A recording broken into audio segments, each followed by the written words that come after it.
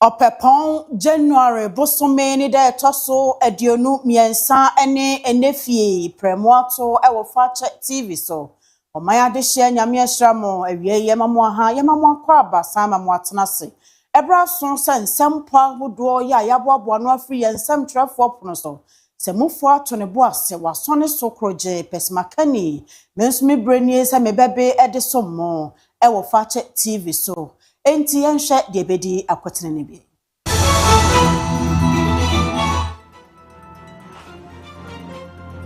Omampani John Dramani Mahama edi ato ewiase amansan panimfo enim se braso se won mu nyina boa ema wokun etu ohiabubro ase efri oman Ghana eni ebibrem aman ahodo nyina eso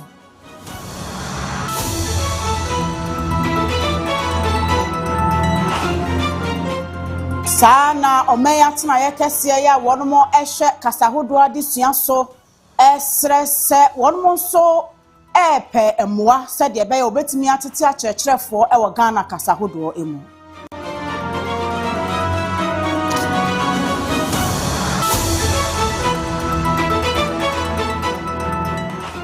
24-hour economy dwa ehun entansa ya abeyantan barekese ne asuofia foko mu no amane efiri ho ba ne sa na nanma kwaje bribe nanso wayi wo ho ano se no kreni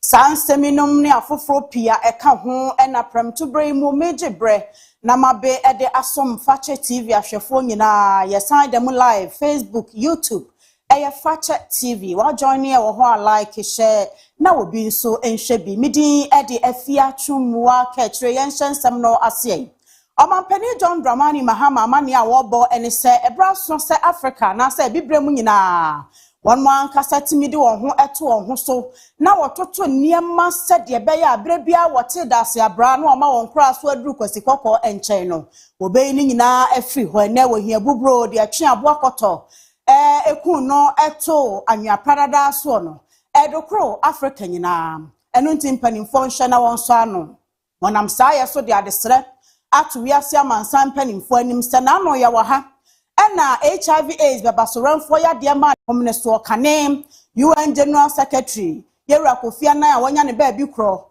Nigeria mampani dada Olusegun Obasanjo ne mpanimfo bebre sorry ya wonomo ebo foto ede bo aye nne HIV AIDS ya de no ano ebra se kakra wo wiase amansam ni Africa enti die enti na wo muntumi sorry enhwe se obekon ede eto ohia bubro ase World Economic Forum nhyiamu ya ekoso Ewo Davos, Switzerland, mainum ena mampani John Dramani Mahama ede sanseni etudwa. The US is gutting funding to the United Nations system and other global organizations that have saved millions of lives. And we face an unpredictable world. And this is why Africa must be responsible for its destiny. Today we face a different pandemic. The pandemic of unfulfilled potential. Millions of young people have no jobs, health systems that collapse at the first crisis, economies that extract our resources but build nothing long-lasting. If we could mobilize the world to fight a disease, why can't we mobilize to fight poverty, to fight dependency, to fight the systems that keep brilliant young Africans locked out of the future? In Ghana, we're proving something important, that execution beats excuses. We're cutting government spending and have reduced the size of government to a record low of 58 ministers, including deputy ministers and regional ministers. We're digitizing services to end corruption. We're training young people for the jobs of tomorrow. We have renegotiated our debt so we can invest in our people and not just service loans. This is a resetting Ghana agenda, and it's working because we stopped talking about the transformation and we started building that transformation. Now imagine this same approach across Africa and the entire global south. The multilateral order and rules-based system may be under threat, but we can forge a new coalition of the willing based on a shared vision and mutual respect for each other. What if we pooled our negotiating power on critical minerals so we capture value and not just extract raw ore? What if we exercise more sovereignty over our natural resources to create prosperity for our own people? What if we build regional manufacturing hubs that create millions of jobs for our young people? What if we produce our own vaccines and our own medicines with our own technology? This is the Accra Reset vision. It's not a talk shop. It's not a declaration. It's a practical blueprint for how countries can work together to build real sovereignty, the kind that you can measure in jobs created, in children at school, children vaccinated, and young people thriving. Omampani John Dramani Mahama now say wade nanu din sam to dwan wo se kasatenten wo hoyi empani se entoponko enti se de beye na omai Ghana nso mfa ne ho nto kwasi kokko so ntino resetting Ghana agenda wade ba ye no won muguso a de toto niema wo biebie enwuma mabunu enya bia ye watete abamu asoafo so abedru aduonum enwoche ene afofo pia aka mampani se ade ba ko ha no ne se Wosha obo ade ne power de adom ebibrem e wasase ntini mo ye mineral sayetu no amano ne emyetade ko ekoton na no na kwasikoko so ede ye na man eyi tidie nti e na Africa entumi emfasa minerals no a wo mutuo no so na won fanye ne ye nti obesre pa se braso se won no nyina aka won ho bomu na wo hwe se obeyi won ho afri kwasikoko emmoaso. Ever admirable Ghana's turnaround story is we cannot be a jewel in the dirt. We must work together as Africa. We must knit together the patchwork of success stories. And that is why we're here in Davos today. To take what's working across many countries in Africa and the global south and scale it up across other countries. To move from resetting one country to resetting the entire development model for the global south. And let me be direct about what we're up against. Too many of our countries are caught in what I call the triple dependency. We depend on others for our security choices. We depend on donors for our health and educational systems. We supply the world's critical minerals but capture almost none of its value. This isn't sovereignty, it's a trap. And it's getting worse. In my quiet moments, as I try to find solutions, here's what I've learned. Crisis creates clarity. The clarity is this, that we must build our own capacity to act. There's precedent for what I'm proposing. 20 years ago, UN Secretary General Kofi Annan and several courageous world leaders, including President Obasanjo here, made a simple, powerful case.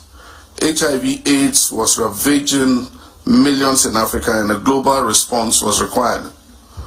This courage created the architecture of the Global Fund, which saved millions of lives in Africa and across the world. That fight succeeded because leaders decided to act together with urgency and without excuse. Today, I'm not so sure.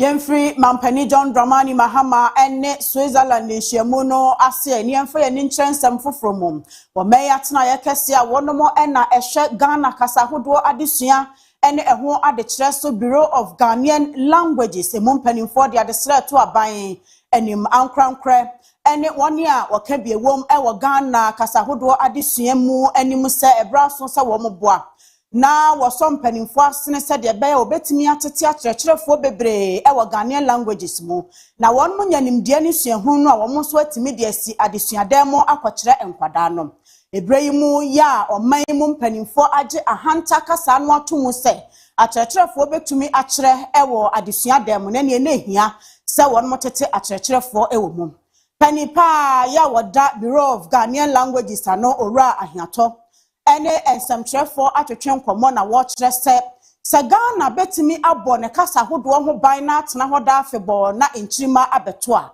ohia se wɔde sika ɛhyɛ akyerɛkyerɛfo mu ema wɔn nya saa enimdeɛ no has to be deliberate effort from all the major stakeholders. And I know some of the groups are doing that. They are sponsoring people to go and read the languages. Some are doing it. So for us as the Bureau, we respectfully would urge all Ghanaians, the major players, the stakeholders, to make a deliberate effort. You see, all of us are involved because we want to preserve our languages. So if we don't make the effort, because you see, at the end, if there are no teachers to handle the language, I'm sorry, nothing will happen. So let's come together. Let's call people, let's invite people to make sure we sponsor children. I recall the MP for, in fact, the Minister of Communication was appealing to the GES to post, for instance, he's Dangbe, to post Dangbe teachers to where Dangbes are. Because especially when you sponsor and they complete their school, obviously GES will be doing that.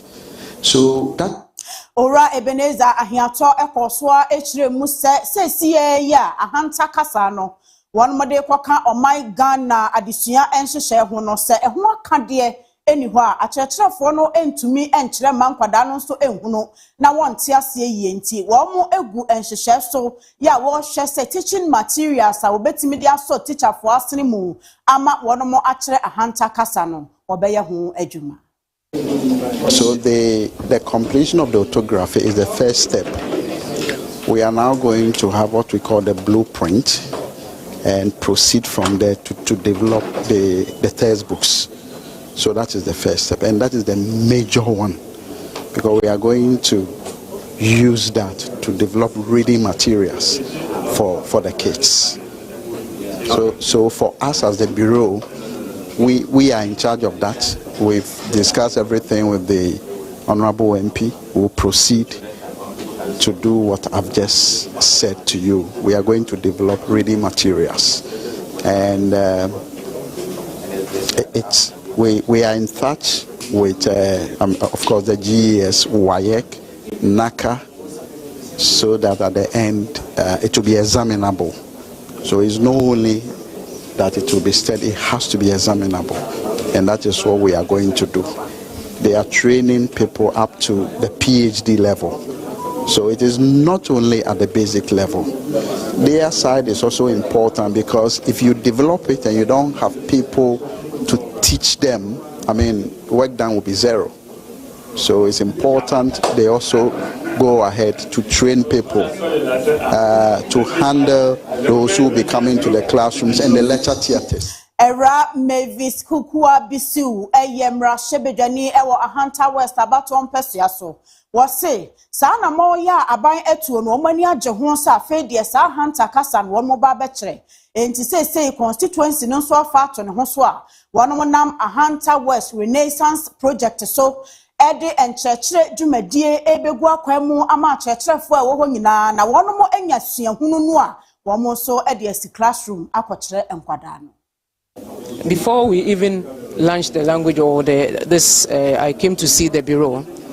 I launched the Ahanta Renaissance Project, the language, and it was a big program in Ahanta West.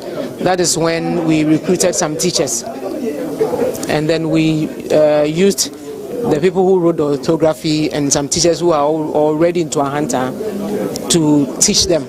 So more like we trained them to go back into their schools and start teaching the children from KG class 1 and all that. So we did a piloting scheme, or we are still doing it for like about 40 schools in Ahanta West, and it's really working. So I think that actually made me aware that when I push it, it's going to be successful, and we're going to have people to learn. People actually, even the children, are interested to learn.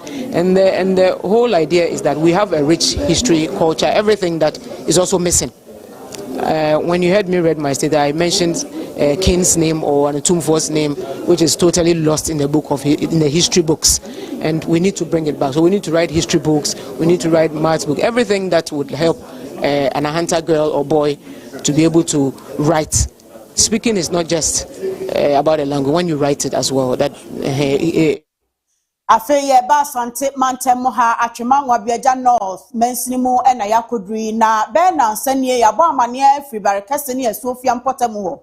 ni nyina fa 24-hour economy edwa ya mpanimfo pese won musie barekase manfo ekire se ho na eye mensini kroponti wo musi dwane wo ho ankebeboa na esofia wo mode kono de wonte ase nti wo ye kire akoso amansam no de pii ene abo ho amane eneyi amane afiri ho ebetojwa ya wo manfo ede ehon sobo ebo nananom ene se wo moboa pa akwa aban ho ena won makotu adamdie bribe enunti ena wo mo sign barekase ho ede 24-hour economy market no ekwa esofia na nanoma hemfu bedwa ye wo esofia ne mpotamu afrensem telefone hyiemu ama esofia hima nana banie ahenkan akasa wo kiremu a empanimfo fa kwantrodo so na wo mokọ lobby ye na edwan ebe esofia na se wo maje bribe ne de enukra bia enimusa aye beti say yesi barekese yedua no barekese fo ono maye demonstration bi ese esuofuafo nanafo yakutua bribe senso yaye de me pa mo chew mo amoba ye ni me manfo mo hwehwe ye ne yetete ye na ase ye wosika editua bribe ye ni sika editua bribe ene ye 1 2 na se mi ko tua bribe a adwuma no eye media anya me personal adwuma ana makwa akotua ho bribe 3 aya aban ana wose wo baba be ye na ade baby aban ni pe ana baby a wose mfasodie beba so no ana wode bekoro sabi ebusa bi previous na waka so kwaye na amoman so wo district no emu bi se wo ye district aye nkira wo se wo kwa da bibi anya de bai emra agenda 111 e wo barekese sabi na mo ka sei ye ka se ko ho asuofu ani bi sole ye e demonstration obi ansori anya demonstration because e wo district ni mu district ne so e me say ye say e ba ko 36 ana se e do so boro saa enti se adwuma bia ba na ya abanya dwuma na se ye mpuntu a e wo se district no bia towns no bia ye de bai enya baako agenda 11 wo ho obi ansori anya ho demonstration enti di enti na asuofu ade ye say 24-hour economy a ye ba ye ho demonstration na wo entitled se wan kasa obeka wadwene adie nanso emfa media ye ahenkan eye esofia hema na no si ye na onmunyamfo osekwaku assembly member won potamu ho ede adesre eto temamufo ye wa sofia ne barekese nyina nim sa adwobre won mu nyina enka wo hommom na won mompa ye se edwa no kra ba ebetimi aboama empunto ahyeta firi se ni nyina eye mensini baako ena mpanimfo epre ade papa abanti watimi wakame ni nyina emwa empanisi etire eni ebo a eko etire munti womo mpanimfo echi na wonfa sempunto yuma no emra assembly no your medium term development plan na ba community beje esuofo eno na first priority may it also pass through all committees aba general assembly for approval budget de nyina no ya approve ni nyina no ehye se esuofo na ye de dwumadie no eba edi nananom so eno omampani ahia o manhia ama omampani asibia se yemfa nkwa esuofo edi barekase de ye no mu ni apre ye de eno na ama na ye hia ye ni dwomfo ma no di nkomo se bre no so a obi an sorry se be ya ban betina be di sa adwuma no e de amaye duration e de e ba ma so 36 months and I say aban no e de contractor obeba site no e so de adwuma but time also starting e de eno a ho dwuma na sha ase e de be prepare ground se be ya contractor no betina ba site abaye adwuma 36 months which is 3 years.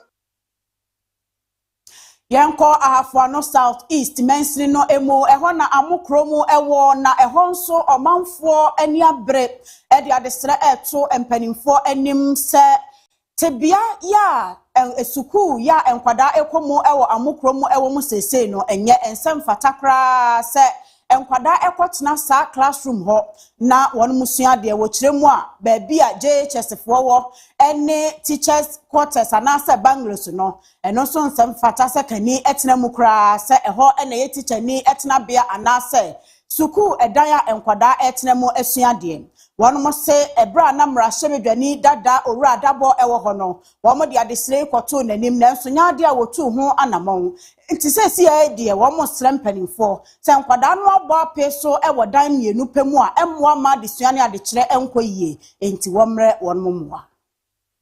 School oh, yeah, it's so at the school down here, the years. And at the time, my Obrempong, we did not some more cooking. And then you know, school. Previous school there, at the pilot teacher, you never say, how much are they? Last year, 3 pen or later. We go on my with me to play with one back a boom. And when you're school one, in Tamako, school, we have to be over and chance in your was in proper. Proper and Konya India. The here pie school free class 1 up to class 6 at year 4 near Sape Anna so they just went to they just 3 at year 4 back only 4 pen or her. We are in Sony and class Dawson. Even crown at year 4 no money madam and said papa sir. And the amazing for Udumba no more call, Udumba no more call. They say I can't hear for me and 9 from primary up to JHS and Jaffe to me say and say what be free so have a Munkai a Mukrom community with Sermon in Kadampa and cutting. We are there teacher for a teacher Bangu a blue and mirror a Hannah and Ponchanian and Queen na a better. Now just imagine said to this era not down we a teacher Bangalore. Like I say, I idea asked from Sam and see if Yamwaka. And see, I thought I said in school talk rana, but dear or many of my movies no matter prana yadi. We Diane, or Modum Bibia Guma, and you're dying eye.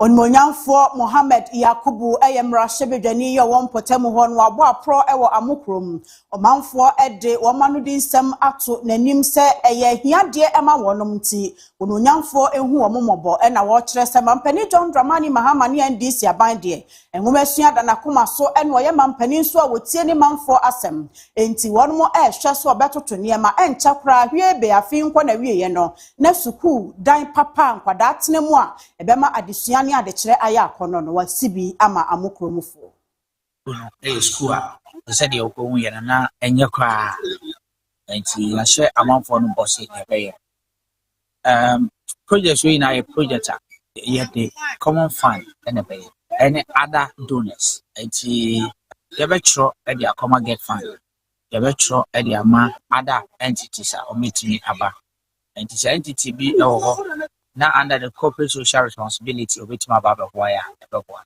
as an MP, me dream and say, you bet me as a school dino among a fund and I ebano. Like you know, yeah, the project is ready and so on. We are waiting, say, additional everybody.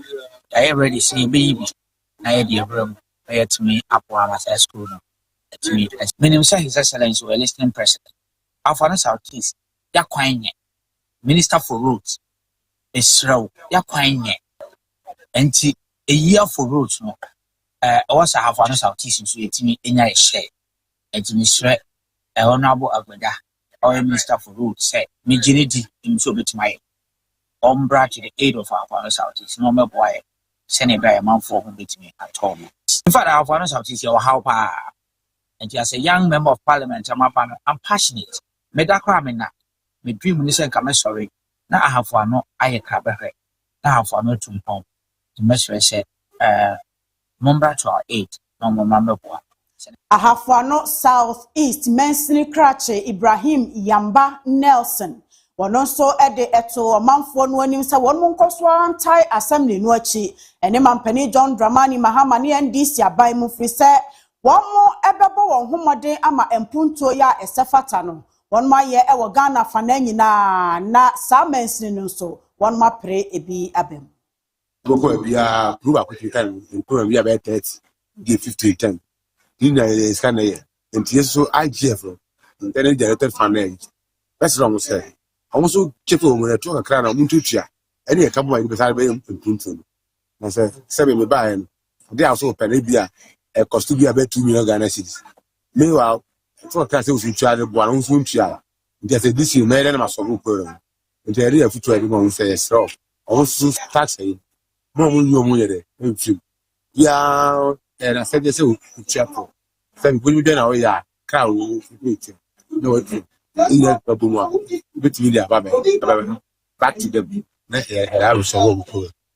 Now, the vet I say, the vet I know this also. Was being a person this year metro office baby, and I'm busy so.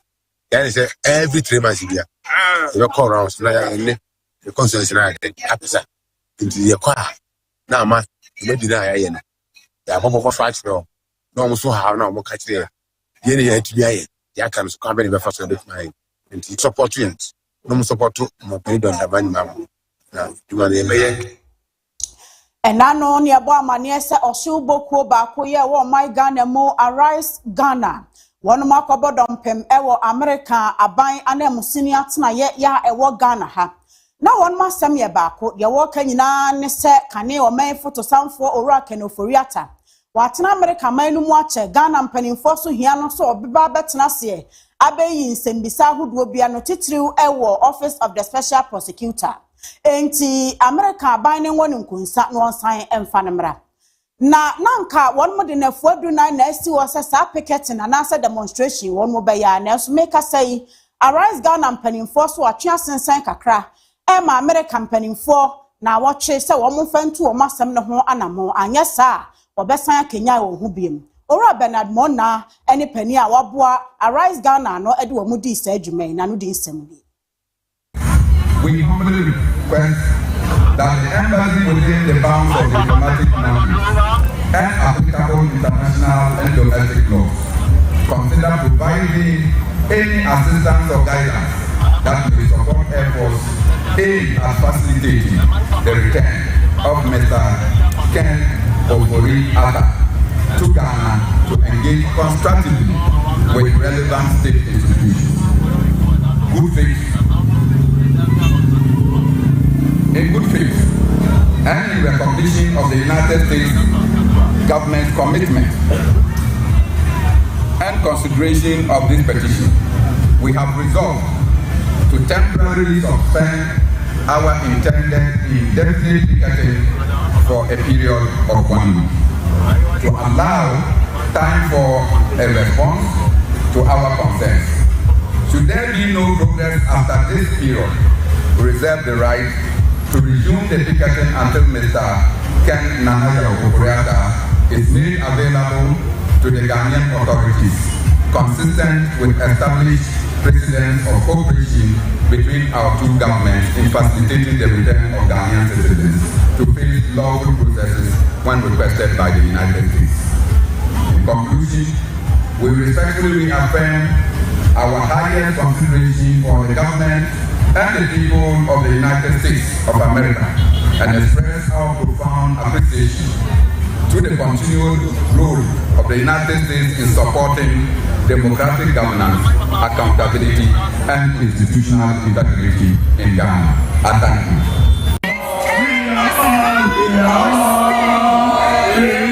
Na free brasa or yetre sha siano and na MPP amanyoko no ade hye bidum se Arise Ghana for ne kwase mo nhwehwe ni mo empani se ye de hia ansa na ye de fata yete Ghana ha na kane maslok pani pa ma me se di na tamakro ye de no agina emranim enokra in absentia what America nti woni ho no ye de asam no awie na wo mo bua ne fo what America besi sa brain ma ye eno de mo nya ho ye kire Ken Ofori-Atta de ba na anu ya na mo sori amo ye kire eno owura hopes na do ya waka Arise Ghana ho say enye obi na be kire won mo ne won ye nipa crop ne sa wono so enye protest ne bi. I wish MPP will get up one day and pick it on Sedna. They competed it. Over here, they sat down. They did not bring it. So they should not transfer their incompetence to anybody. They should not. They should not. After all, we know he has been committed. One of his accomplices was in jail. We want Ken to come and answer questions. The money that you are talking about is not Temple Close City. No.